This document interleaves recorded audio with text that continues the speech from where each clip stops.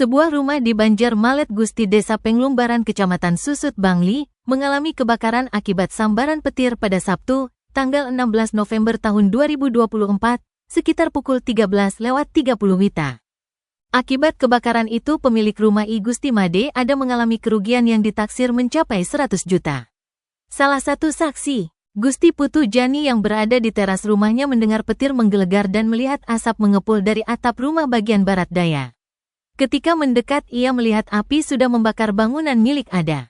Jani langsung memanggil tetangga untuk membantu memadamkan api dengan alat seadanya sebelum petugas pemadam kebakaran tiba di lokasi.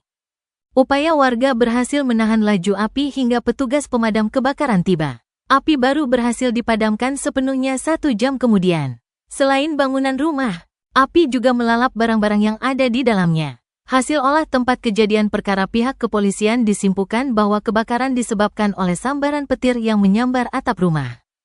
Kemudian memicu api yang dengan cepat membesar. Camat Susut I Dewa Putu Apriyanta mengonfirmasi bahwa peristiwa tersebut terjadi di tengah hujan lebat yang mengguyur kawasan Susut. Ia memastikan tidak ada korban jiwa dalam insiden ini, karena saat kejadian, pemilik rumah beserta keluarganya sedang berada di Denpasar.